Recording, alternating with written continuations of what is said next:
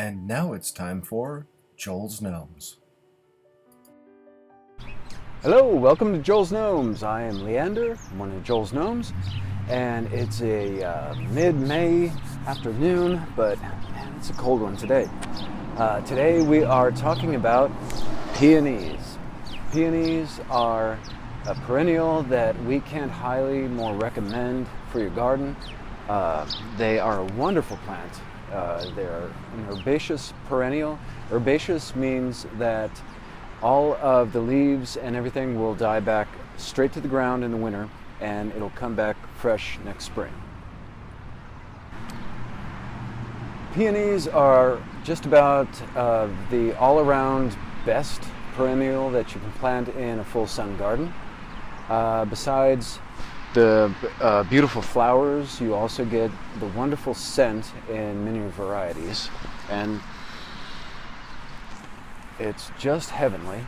Unfortunately, the flowers only last about a week, but that makes them all that more precious. Just like Christmas, it's very short, but you just really look forward to the flowering of the peonies.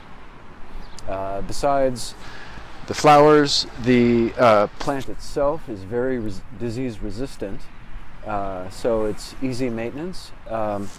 And it grows to about 3 feet tall in herbaceous peonies, not the tree peonies.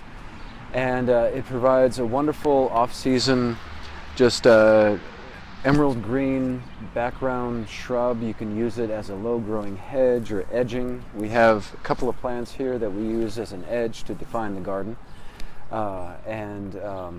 It's just great, just all around.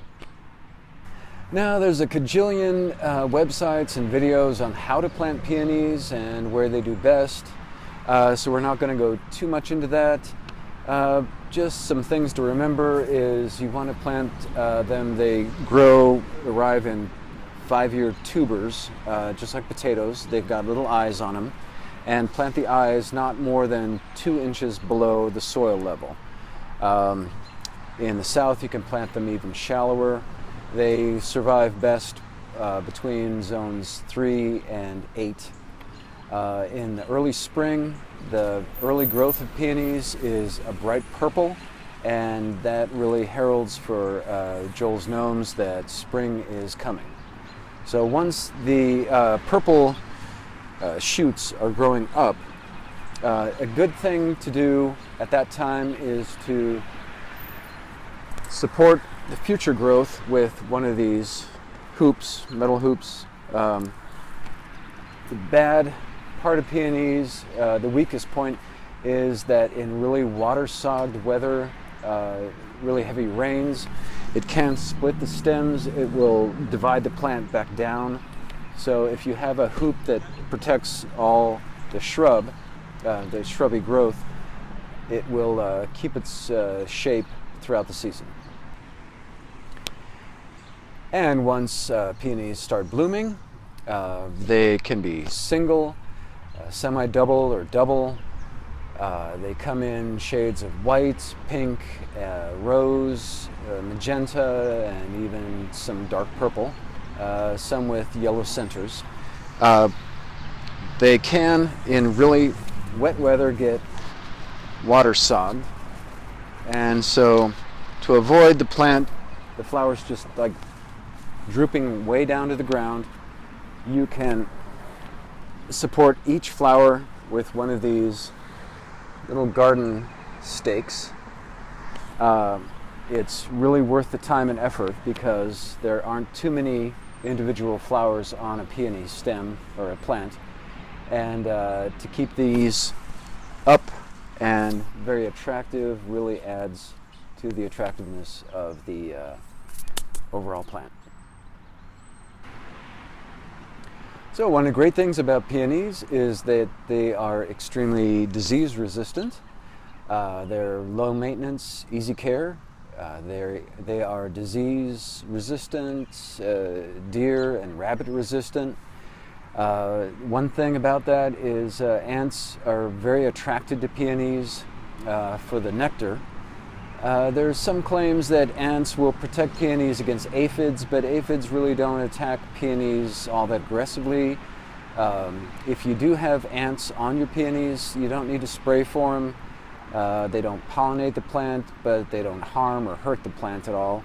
Just cut off the flower, just shake it upside down a bit, get all the ants off, bring it inside, everything's good. Another myth about peonies is that coffee grounds, if you spread them around the base, will be beneficial to the peonies. The only benefit coffee grounds do have for peonies is that they do provide a kind of mulch, but coffee grounds are a good mulch for pretty much any plant in your garden, other than peonies. But coffee grounds don't make a very attractive mulch, so you do have to add more mulch over the coffee grounds to keep it attractive. So, to sum up, peonies are a wonderful herbaceous perennial for your garden. They make a wonderful background hedge when the plants are not in bloom. Besides attracting the eye and the nose, they are also edible. So all you do is pluck off some blossoms, add them to your salad.